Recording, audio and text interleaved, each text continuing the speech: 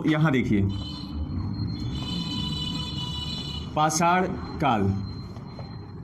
अब पाषाण काल को हम देखते हैं और पाषाण काल को भी 3 हिस्सों में बांटा गया है। पाषाण काल को भी 3 हिस्सों में बांटा गया है उपकरणों के आधार पर। किसके आधार पर बांटा गया है? आपसे ये भी प्रश्न पूछा जाता है परीक्षा में कि पाषाण काल को 3 हिस्सों में बांटा गया है तो किस आधार पर बांटा गया है। तो आपको पता होना चाहिए कि उपकरणों के आधार पर इनको बांटा गया है। क्लियर है? तो उपकरणों के आधार पर पाषाण काल को कितने हिस्सों में बांटा गया है? 3 हिस्सों में बांटा गया है। पहला जो हिस्सा है उसका नाम है पूरा पाषाण काल। क्या नाम है? पूरा पाषाण काल। पूरा पाषाण काल। और दूसरा है मध्य पाषाण काल। दूसरा क्या है बाबू? मध्य पाषाण काल। और जो तीसरा है वो है नव पाषाण काल। तीसरा क्या है बाबू? नव पाषाण काल। अब हम ध्यान देते हैं, अब इसको देखिए, जो पूरा पाषाण काल है इसको बोलते हैं पैलियोलिथिक एज।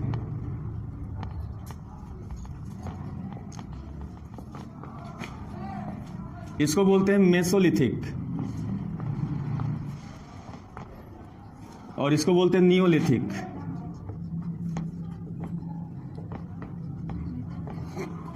अब ध्यान दीजिए, अब पाषाण काल को जैसे हम 3 हिस्सों में बांट देते हैं, अब कहते हैं कि ये पूरा पाषाण काल और मध्य पाषाण काल, नव पाषाण काल। अब यहां से आपकी परीक्षाओं में, चाहे वो आप पीसीएस का एग्जाम दे रहे हो, यूपीएससी का दे रहे हो, या किसी भी छोटे लेवल का एग्जाम दे रहे हैं, एसएससी, रेलवे, चाहे टेट जो भी है, यहां से प्रश्न बहुत बार पूछे जाते हैं। ठीक है? मतलब जो प्राचीन इतिहास जब हम पढ़ते हैं तो प्राचीन इतिहास का सबसे महत्वपूर्ण अगर पार्ट हम देखें तो यही है। यहां से हमेशा अक्सर प्रश्न बनते हैं। ठीक है? तो इस चीज को आप थोड़ा ध्यान से पढ़ेंगे। ठीक है? तो आइए हम देखते हैं, अब कुछ बिंदुओं को लिखते हैं और बिंदुओं पर चर्चा करते हैं। ठीक है? जैसे हम सबसे पहले अगर एक बिंदु को लेते हैं तो काल के बारे में, कालखंड के बारे में या समय के बारे में देखते हैं। ठीक है? और समय के बारे में देखेंगे तो हम ये देखेंगे कि पूरा पाषाण काल का समय काल क्या था, मध्य पाषाण काल का समय काल क्या था, और नव पाषाण काल का कालखंड क्या था। ठीक है? उसके बाद हम देखेंगे कि इन कालखंडों के लक्षण क्या थे, इन कालखंडों के लक्षण क्या थे, या इसी को हम बोल देते इन कालखंडों के गुण क्या थे। ठीक है? इसको देखेंगे। फिर हम देखेंगे कि किस किस कालखंड में किस किस तरह के औजार प्राप्त हुए हैं, किसके बने हुए औजार मिले हैं। ठीक है? तो हम क्या देखेंगे उसके बाद? औजार देखेंगे किसके बने हुए थे। ठीक है? फिर अगला पॉइंट देखेंगे कि किस किस काल में किन किन चीजों की खोज हुई थी, जहां से बहुत ज्यादा प्रश्न बने आपके कंपटीशन में। तो हम देखेंगे कि किन किन चीजों का खोज हुआ था उस कालखंड में। और फिर लास्ट में एक लास्ट जो बिंदु है, जहां से हमेशा बड़े एग्जामों के लिए बहुत ही इंपॉर्टेंट है, वहां से प्रश्न बनता है, कहता है कि इन कालखंडों से संबंधित जो महत्वपूर्ण स्थल है भारत में, ठीक है, भारत में जो महत्वपूर्ण स्थल हैं उनके बारे में पढ़ेंगे। किनके बारे में पढ़ेंगे?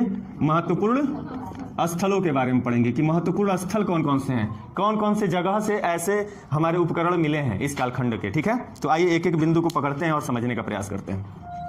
कहता है बाबू कि पूरा पाषाण काल का समय काल क्या था, तो कहा जाता है कि 25 लाख बीसी से 10,000 बीसी के बीच में इसका समय काल खंड माना जाता है। बीसी का मतलब होता है ईसा पूर्व। ईसा पूर्व मतलब 25 लाख ईसा पूर्व से लेकर 10,000 ईसा पूर्व तक के समय काल खंड को हम कहते हैं पूरा पाषाण काल कहते हैं। बात समझ में आ गई? तो इसका कालखंड कभी कभी पूछ देता है, तो आप क्या बताओगे? 25 लाख बीसी से 10,000 बीसी इसका समय टाइम पीरियड है। ठीक है? याद रहेगा। तो पूरा पाषाण काल का समय काल कितना है बाबू? 25 लाख बीसी से 10,000 बीसी। याद रहेगा। फिर देखिए, बिफोर क्राइस्ट बोलते हैं इसको, ईसा पूर्व बोलते हैं इसको। हिंदी में क्या बोलते हैं बाबू? ईसा पूर्व बोलते हैं इसको, हम बोलते हैं ईसा पूर्व। विक्रम संवत ये सब बाद में आएगा, बताऊंगा, अभी विक्रम संवत नहीं आएगा। देखो वीरेंद्र नाम है, विक्रम संवत पे पहुंच गया तो अभी घबराइए मत, जैसे जैसे आएगा मैं बताऊंगा। तो ये कालखंड समझ में आया। अब उसी तरीके से मध्य पाषाण काल का जो काल निर्धारण किया गया है वो क्या है? वो कहता है 10,000 बीसी से लगभग मैं ये बता रहा हूं 4,000 बीसी। ठीक है? 10,000 बीसी से 4,000 बीसी। 10,000 बीसी से लेकर मतलब 10,000 ईसा पूर्व से लेकर 4,000 ईसा पूर्व तक के समय काल खंड को हम कहते हैं मध्य पाषाण काल कहते हैं। ठीक है? फिर कहता है नव पाषाण काल, तो ये भी 10,000 बीसी, 10,000 बीसी से लेकर 1,000 बीसी के कालखंड को हम नव पाषाण काल कहते हैं। मतलब अब कहोगे सर ये भी 10,000 से, ये भी 10,000 से है। इसका क्या मतलब है? मतलब ये है कि जिस टाइम पीरियड में मध्य पाषाण काल था उसी के टाइम पीरियड में यह नवपाषाण कालीन चीजें मिलने शुरू हो गई थी। मतलब क्रांतिकारी परिवर्तन इसको कहा जाता है। नवपाषाण काल को कहा जाता है कि मानव समाज में, मानव के जीवन में क्रांतिकारी परिवर्तन लाने वाला जो कालखंड था वह था नवपाषाण काल। ठीक है, अभी तक मानव इसमें ज्यादा परिवर्तनशील नहीं रहा, उनके जीवन में ज्यादा परिवर्तन नहीं हुआ, लेकिन जैसे ही नवपाषाण काल की हम बात करते हैं तो वहां से मनुष्य का जीवन जो था बहुत ज्यादा परिवर्तित हो गया। इसीलिए कहा जाता है कि नवपाषाण काल जो था वो उसमें जो है क्रांतिकारी बदलाव आए थे मनुष्य के जीवन में। ठीक है, कैसे आए थे अभी समझ में आएगा। ठीक है, तो इतनी बात समझ में आ गई। तो चलिए बताइए, पूरा पाषाण काल का कालखंड क्या था? सबको बोलना है, सब कोई बोलिए, याद करो, यहीं पे याद हो जाएगा। ठीक है, मध्य पाषाण काल का, नवपाषाण काल का, क्लियर हो गई बात। अब आइए थोड़ा सा आगे बढ़ते हैं। अब कहता है कि इस कालखंड का जो लक्षण था, जो गुण था, वो क्या था। ठीक है, तो हम आइए देखते हैं एक एक करके। कहता है कि जो पूरा पाषाण काल था, ठीक है, जो पूरा पाषाण काल था, और मैंने आपको कल बताया था कि पाषाण का मतलब होता है पत्थर। पाषाण का मतलब क्या होता है? पत्थर। मतलब जिस कालखंड में केवल पत्थर के उपकरण प्राप्त होते हैं उस कालखंड को हम क्या कहते हैं? पाषाण काल। तो उसी तरह से पूरा पाषाण काल में भी तो पत्थर के उपकरण होंगे। क्यों? क्योंकि पूरा पाषाण काल का ही एक हिस्सा है, एक खंड काल है ना। इसलिए हम कह सकते हैं कि इन कालों में भी पत्थर के उपकरण मिले होंगे। ठीक है, तो आइए अब गुण क्या था। तो यहाँ पूरा पाषाण काल में रहने वाला जो मनुष्य था वो क्या करता था? तो पूरा पाषाण में रहने वाला जो मनुष्य था वो आखेट किया करता था। क्या करता था? आखेट करता था। आखेट का मतलब शिकार करना। आखेट का मतलब क्या होता है? शिकार करना। मतलब शिकार करता था, मतलब अपने भोजन के लिए वो क्या करता था? शिकार करता था। जानवरों को मारता था और उसको खाता था। बात समझ में आ रही है? जानवरों को मारता था और खाता था। और क्या करता था भाई? और सबसे महत्वपूर्ण एक शब्द आता है कि पूरा पाषाण काल में जो मनुष्य था वो खाद्य संग्राहक था। एक शब्द आता है, क्या आता है? खाद्य संग्राहक। खाद्य संग्राहक था। तो खाद्य संग्राहक का क्या मतलब था? खाद्य संग्राहक का मतलब बताइए सोच के। मैंने कहा कि पूरा पाषाण में जो रहने वाले मनुष्य थे वो खाद्य संग्राहक थे। मतलब वेरी गुड, बहुत बढ़िया। वो अपने भोजन को क्या करके रखते थे? इकट्ठा करके रखते थे, संग्रह करके रखते थे। संग्राहक का मतलब होता है जुटा के रखना, इकट्ठा करके रखना चीजों को।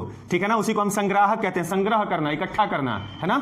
तो खाद्य संग्राहक थे। ये कई बार पूछा जा चुका है आपके कंपटीशन में कि पूरा पाषाण कालीन जो मनुष्य था वो खाद्य संग्राहक था कि नहीं था। तो आप क्या बताओगे? खाद्य संग्राहक था, मतलब अपने भोजन को इकट्ठा करके रखता था। जिस दिन हम शिकार नहीं कर पाए तो उस दिन क्या खाएंगे भाई? इकट्ठा करके। आज भी हम खाद्य संग्राहक का काम करते हैं। अपने घरों में आटा, चावल, गेहूं, दाल सब भर के रखते हैं, संग्रह करके रखते हैं और खाते रहते हैं आराम से। और जब खत्म होता है फिर लाते हैं, फिर भर देते हैं। तो सेम कंडीशन इनका भी था। ये जो शिकार करते थे उस शिकार का कुछ हिस्सा संग्रह के रूप में छिपा के वो रख देते थे, ताकि आपातकालीन स्थिति में जिस समय शिकार नहीं मिलेगा, भोजन नहीं मिलेगा, उस समय उसका हम उपभोग कर पाएंगे। ठीक है, तो ये आप बात समझ में आया? आखेटक थे और खाद्य संग्राहक थे। एक चीज यहां पे नोट करने वाली बात है, ध्यान से देखिएगा। यहां पे ना ही कृषि था और ना ही पशुपालन था। मतलब कृषि और पशुपालन क्या था बाबू? नहीं था। मस्ट है, मोस्ट इंपॉर्टेंट, इसको याद रखिएगा कि कृषि और पशुपालन यहाँ पे था ही नहीं। मतलब पूरा पाषाण काल में रहने वाले मनुष्यों को ना ही कृषि का ज्ञान था और ना ही उन्होंने किसी जीव को, ना ही किसी जानवर को उन्होंने पालतू बनाया था। क्लियर है? अब आइए मध्य पाषाण काल में चलते हैं। तो मध्य पाषाण काल में क्या था बाबू? ये भी आखेटक थे। क्या थे? आखेट करते थे, मतलब शिकार करते थे। और ये भी क्या थे? खाद्य संग्राहक थे। लेकिन एक और चीज, नई चीज यहाँ पे आ गई। मध्य पाषाण काल में लोग पशुपालन करना सीख लिए। मध्य पाषाण काल में क्या करना सीख लिए? पशुपालन। यहीं पे बच्चे कंफ्यूजन में गलती करते हैं, थोड़ा ध्यान दीजिएगा। पशुपालन आपसे प्रश्न पूछता है कि पशुपालन का शुरुआत कब से माना जाता है? तो आपके ऑप्शन में ये तीनों ऑप्शन रहेंगे। पूरा पाषाण काल, दूसरा ऑप्शन मध्य पाषाण काल, तीसरा ऑप्शन नव पाषाण काल, चौथा ऑप्शन दे देगा इनमें से कोई नहीं। तो क्या लगा के आओगे? याद रखिएगा, कई बच्चे पूरा पाषाण काल पे मार के आते हैं। ठीक है, तो आप याद रखना, पाषाण काल का जो मध्य पाषाण काल हिस्सा है वहां पे मनुष्यों को पशुपालन का ज्ञान होता है। और ये भी पूछा गया प्रश्न है कि मनुष्य सबसे पहले किस जानवर को पालतू बनाया था? तो कुत्ता को। किसको बनाया था बाबू? कुत्ता को। ये भी याद रखिएगा, ये भी पूछा हुआ प्रश्न है। तो कुत्ते को सबसे पहले पालतू बनाया गया था। जो मनुष्य था इस पृथ्वी पे सबसे पहले किसको बनाया था बाबू? कुत्ते को पालतू बनाया था। क्लियर हो गई बात? अब आइए, अब जैसे ही नव पाषाण काल में आते हैं तो नव पाषाण काल में बाबू कहा ना मैंने, क्रांतिकारी बदलाव होते हैं, बहुत तेजी से बदलाव देखे जाते हैं। तो ये क्या थे बाबू ना, अब ये पशुपालन, यहां पे क्या आ गया, ये पशुपालन भी करते थे, कृषि भी करते थे, अस्थाई निवास भी था और खाद्य संग्रह भी करते थे। ठीक है, अब देखो एक एक शब्द का बहुत व्यापक अर्थ है। अब मध्य पाषाण काल में पशुपालन शुरू हो गया, प्रारंभ हो गया। जैसे ही नव पाषाण काल आता, पशुपालन तो था, ये कृषि करना सीख लिए, कृषि करना। और जैसे ही कृषि शब्द आता है तो उसके साथ साथ ये भी शब्द आ जाता है कि उनका निवास क्या हो गया, अस्थाई। अभी तक वो कौन सी जिंदगी जी रहे थे, खाना बदोश जिंदगी जी रहे थे, मतलब अपने भोजन के लिए एक स्थान से दूसरे स्थान पे, फिर तीसरे स्थान पे, फिर चौथे स्थान पे ऐसे भ्रमण करते थे। ऐसे लोगों को हम खाना बदोश कहते हैं, जो अपने भोजन के लिए एक स्थान से दूसरे स्थान पे जाते रहते हैं। यहां तक तो ये चल रहा था, लेकिन जैसे ही उनको कृषि का ज्ञान हुआ और वो समझ गए कि खेती कैसे किया जाता है, तो खेती करने के लिए उनको क्या करना पड़ेगा, उस जगह पे रह के उस खेत को देखना पड़ेगा, जानवरों से बचाना पड़ेगा। तो उसके लिए वो क्या करने लगे, उसी खेत के पास अपना घर बना के रहने लगे। जब घर बना के रहने लगे तो उसी को हम क्या कहते हैं, वो अस्थायी रूप से वहां के निवासी हो गए। अस्थायी रूप से वहां के क्या हो गए, निवासी हो गए। क्यों? क्योंकि वो अपने खेतों में जो अनाज पैदा कर रहे थे उसकी सुरक्षा करने के लिए वहां पर उनको मौजूद रहना पड़ता था। अगर वो वहां से चले जाते बुआई करके खेत की, तो क्या होता, बहुत सारे जंगली जानवर आते, उनके खेतों को क्या कर जाते हैं, सफाचट कर जाते हैं, उनका मेहनत पूरा का पूरा खराब हो जाता। तो इसलिए वो सभी लोग जो है अपने घरों को बना लिए खेत के बगल में ही और वहीं पे रहने लगे। इसलिए कहा जाता है कि नव पाषाण काल में मनुष्य जो है अस्थायी निवासी हो गया। ठीक है, मतलब एक जगह पे टिक के रहना सीख लिया, खाना बदोश जिंदगी धीरे धीरे छूट गया। ठीक है, आज जैसे ही वो अस्थायी निवासी हो गए, एक और शब्द आता है, जैसे ही वो अस्थायी निवासी हो गए उनका समाज बन गया, समाज का निर्माण होने लगा। ध्यान दीजिएगा, जब 10 लोग एक जगह इकट्ठा होकर रहने लगेंगे, परमानेंट रहने लगेंगे, बराबर रहने लगेंगे, तो उनके बीच को ही तो समाज कहेंगे। तो समाज का निर्माण हुआ किस काल में, तो नव पाषाण काल में। क्यों संभव हो पाया, क्योंकि कृषि हुआ और वो अस्थायी निवासी हुए, इसलिए उनके बीच समाज का भी निर्माण हो गया। बात समझ में आ रही है। और खाद्य संग्राहक ये भी थे। खाद्य संग्राहक का मतलब ये भी अनाजों को इकट्ठा करके रखते थे भविष्य के लिए। क्लियर हो गई इतनी बात? तो चलिए अब आप लोगों की बारी है, बोलना होगा सबको। तो चलिए बताइएगा, पाषाण काल में, पूरा पाषाण काल में जो मनुष्य थे वो क्या करते थे बाबू, आखेट करते थे। और यहाँ पे क्या नहीं था, मध्य पाषाण काल में क्या होता था, और यहाँ पे एक नई शुरुआत हुई, क्या थी, पशुपालन की। और सबसे पहला पालतू जानवर कुत्ता था। नव पाषाण काल में क्या हुआ भाई, क्लियर हो गया बात? चलिए अब आइए औजार पे आ जाइए।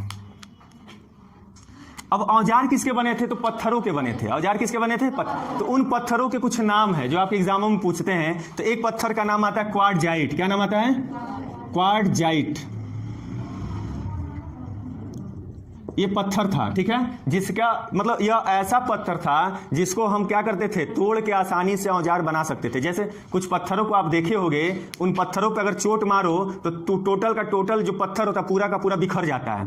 कहते भुसभुसा हुआ पत्थर है अपने भाषा में यही ना कहते हो, टूट गया। तो आपको अगर एक नुकीला औजार बनाना है तो उसके लिए उसके तरीके का पत्थर, मजबूत पत्थर चाहिए, और जिसको हम ऐसे मार मार के चोट पहुंचा के बनाएं तो आसानी से वो बन जाए। अभी नहीं मार रहे तो पूरा भड़ाक से टूट जाए, ऐसा नहीं चाहिए। तो ये ऐसा पत्थर था जिसको आराम से चोट पहुंचा के हम क्या कर सकते थे, अपने अनुसार एक नुकीला वो औजार बना सकते थे। तो ये क्वार्टजाइट था। एक और नाम आता है सल्क ब्लेड। एक और क्या आता है, सल्क ब्लेड। ठीक है, ब्लेड ही जुड़ा है इस पे, मतलब यह ऐसा पत्थर था जिसको ब्लेड जितना नुकीला बनाया जा सकता था, शार्प इतना बनाया जा सकता था जिससे मांस कट सके। जानवरों को मारे तो उनका जो मांस था वो क्या हो सके, कट सके, इसलिए ब्लेड लग गया है इस पे। बात समझ रहे हो? मतलब ऐसा पत्थर था जिसको रगड़ रगड़ के घिस के हम उतना नुकीला बना सकते थे। क्लियर है? तो आप बस ये दो नाम याद रखिएगा पूरा पाषाण काल में, क्वार्टजाइट पत्थर और सल्क ब्लेड पत्थर, इनके औजार बनाए जाते थे। ठीक है। मध्य पाषाण काल में क्या था बाबू, तो माइक्रोलीथ एक शब्द आता है। क्या आता है, माइक्रोलीथ। इनको कहते हैं सूक्ष्म पत्थर। क्या कहते हैं, सूक्ष्म पत्थर के बने औजार। सूक्ष्म पत्थर के बने औजार। आपसे प्रश्न पूछता है परीक्षाओं में कि सूक्ष्म पत्थर से बने औजार किस कालखंड में देखे गए हैं या कहाँ किस काल से मिलते हैं? तो याद रखिएगा मध्य पाषाण काल से। ये भी पूछा हुआ प्रश्न है, बहुत इंपॉर्टेंट है, ठीक है। तो माइक्रोलिथ आप याद रखिएगा, मतलब इस कालखंड में मनुष्य जो थे छोटे छोटे औजार पत्थरों के बनाना सीख लिए थे।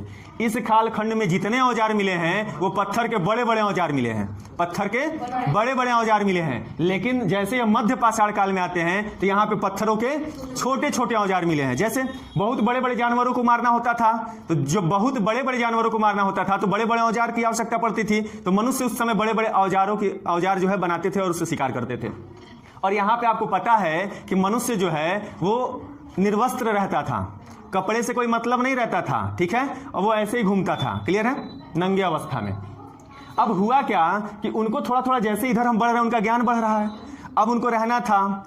अब जानवरों का खाल लपेटना शुरू किया, जानवरों के खालों को वो क्या करना शुरू कर दिए, लपेटना शुरू कर दिए। तो लपेटने के लिए अब जानवरों के खाल को एक दूसरे में सिलने के लिए अब इतना बड़ा बड़ा पत्थर का औजार उससे सिला पाएगा? आपको कपड़ा दे दूं, सुई ना दूं, एक इतना बड़ा ये मोटा वाला राड दे दूं और कहूं कि इससे सिलो कपड़ा, सिल पाओगे?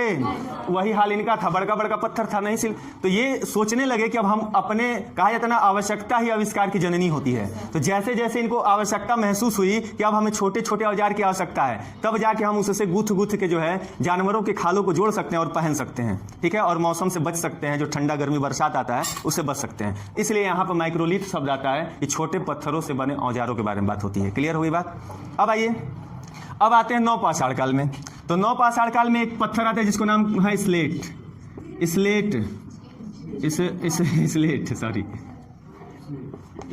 ठीक है, स्लेट के बने थे। एक स्लेट आता है, पत्थर है स्लेट पत्थर। अब नवपाषाण काल में ये लोग स्लेट से बने पत्थरों के औजारों का उपयोग करने लगे। क्लियर हो गई बात? अब इस तरह से मानव जीवन में परिवर्तन हम धीरे धीरे पीढ़ी दर पीढ़ी देख पा रहे हैं, ठीक है। अब आइए, इसमें कोई दिक्कत? चलिए बताइएगा, पूरा पाषाण काल के पत्थर औजार कैसे थे? मध्य पाषाण काल के और नवपाषाण के स्लेट के बने थे। क्लियर हो गई बात? अब आइए, खोज में ये बहुत ही इंपॉर्टेंट है, यहां से बहुत सारे प्रश्न आपसे पूछे जाते हैं। Very important, most very important लिखो, क्या दिक्कत है? Very most importantly. चलो, खोज अब क्या हुआ था भाई? तो पूरा पाषाण काल में सबसे बड़ा खोज हुआ था आग का खोज। किसका खोज? आग का खोज।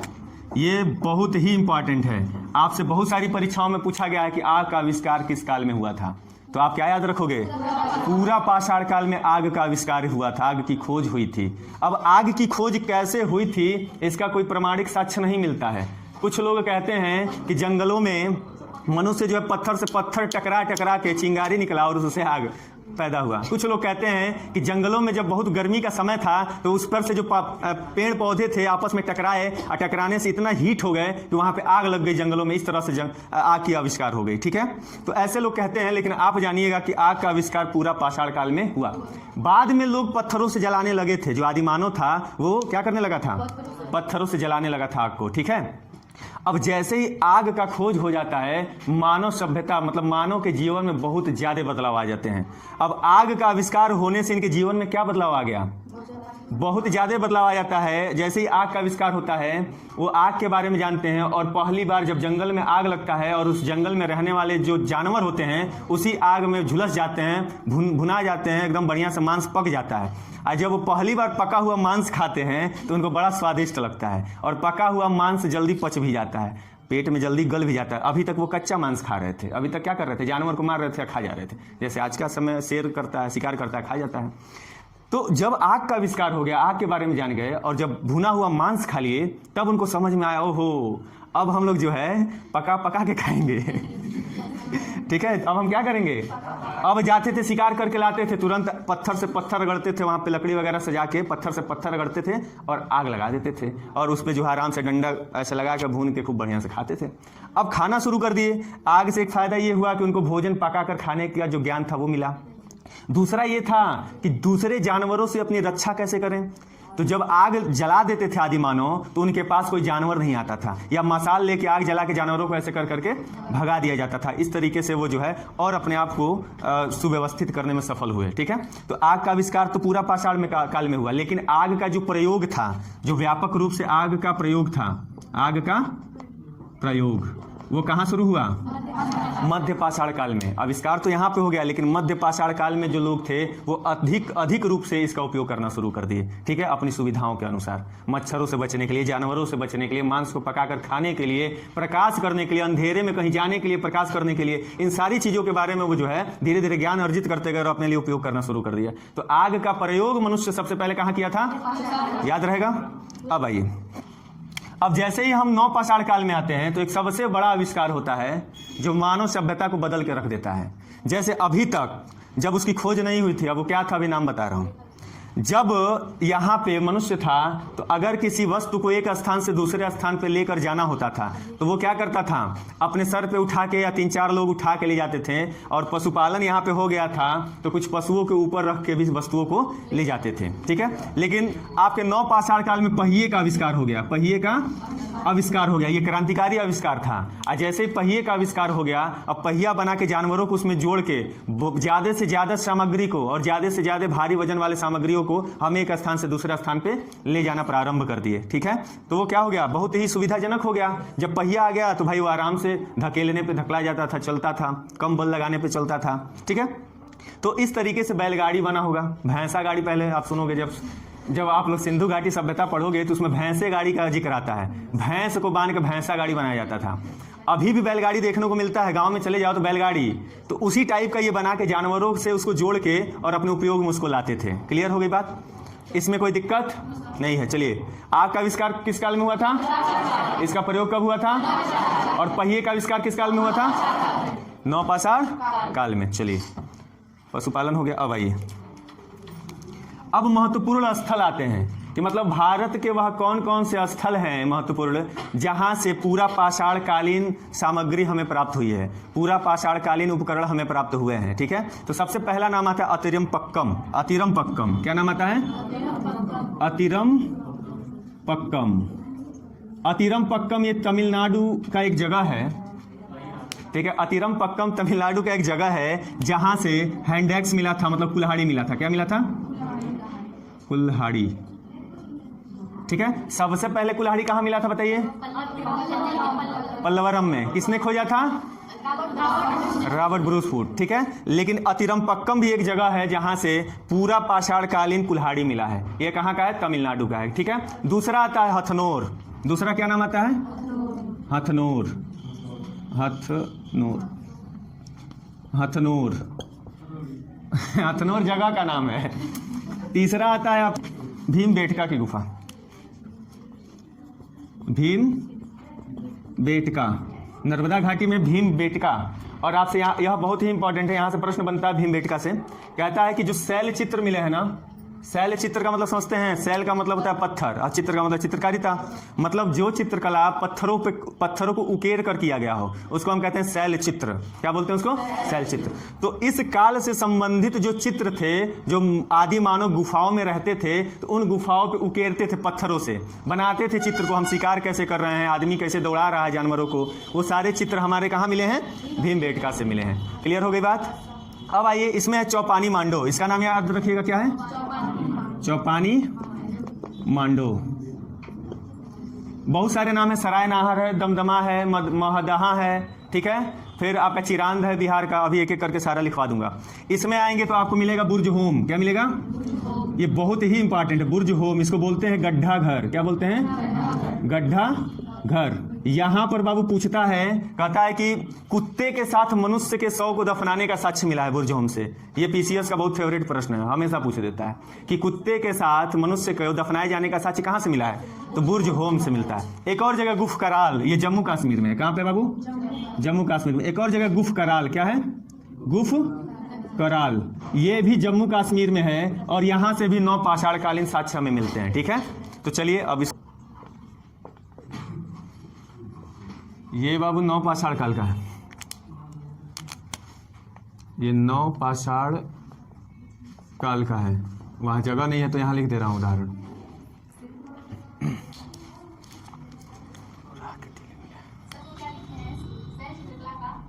श्रेष्ठ श्रेष्ठ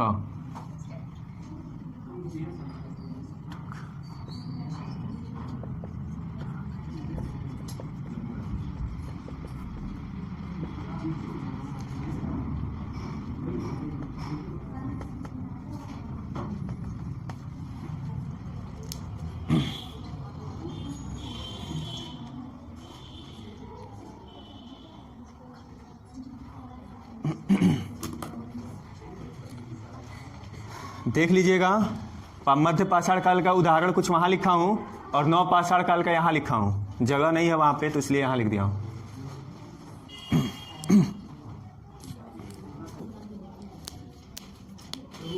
हाँ क्या बाबू? बागोर ब्रैकेट में भीलवाड़ा राजस्थान। कहाँ ये? इसमें हाँ, इसी का देखो मध्य पाषाण का उदाहरण है। जगह नहीं है तो यहाँ लिखा हूँ, यहाँ जगह नहीं था तो यहाँ लिखा हूँ, इसीलिए तीर खींच दिया हूँ। देखो ये दोनों है, दो है, चिरांद है बागोर है, दोनों है। जहां शब्द नहीं समझ में आएगा पूछ लीजिएगा, गलती मत लिखिएगा। एंड हो गया है।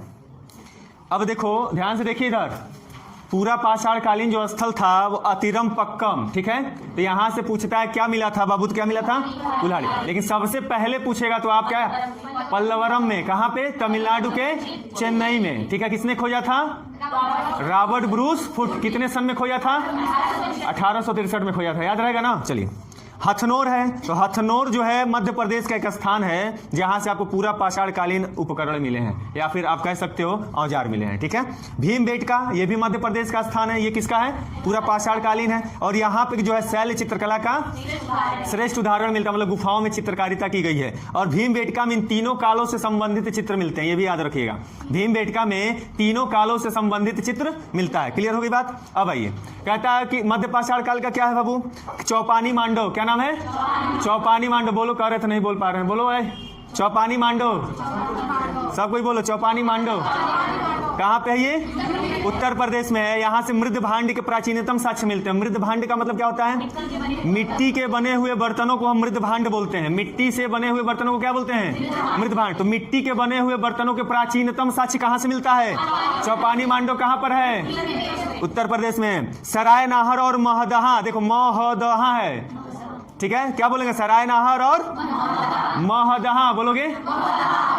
ये प्रतापगढ़ जिला है, वहां पे मिला बाबू हड्डी और सींग से निर्मित उपकरण मिले हैं। मतलब हड्डी और जानवरों का जो सींग होता है उसके औजार मिले हैं। तो आपसे ये पूछा गया, बहुत इंपॉर्टेंट प्रश्न है कि हड्डी और सींग से बने उपकरण कहां से मिले हैं बाबू?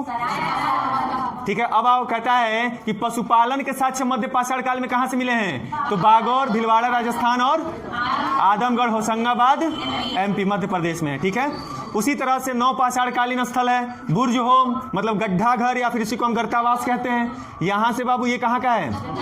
और यहां से कब्र में मानव के साथ कुत्ते के दफनाए जाने के साक्ष्य मिले। ये सब पूछा गया है, ठीक है। फिर कोल्डीहवा कहाँ का है बाबू? यूपी का है। आपसे पूछता है कि प्राचीनतम चावल के साक्ष्य कहाँ से मिले हैं, मतलब सबसे पहले चावल का अगर साक्ष्य मिला है कहीं से तो यूपी का कोल्डीहवा है जहाँ से चावल के साक्ष्य मिलते हैं। ये भी कई बार पूछा जा चुका है। फिर कहता है संगन कल्लू। आप जाओगे गांव में तो लोग, लड़कों का नाम होता है कलुआ, कल्लू होता है ना, तो आप याद रखिएगा उसके साथ संगन जोड़ दीजिए, संगन कल्लू। क्या होगा? ये कर्नाटक का एक स्थल है जहां से राख के टीले मिले हैं, मतलब राख के ऐसे ऊंचे ऊंचे टीले मिले हैं। मतलब वहां पे कुछ जलाया गया होगा, या तो शव को जलाया गया होगा, या फिर वस्तुओं को जलाया गया, या जानवरों को जलाया गया होगा, तो राख के टीले मिले हैं। तो इतना याद हो जाएगा, कल कोशिश कीजिएगा याद हो जाए, और नहीं तो कोई दिक्कत नहीं, मैं आगे पढ़ाऊंगा। चलिए, हटा दिए हो।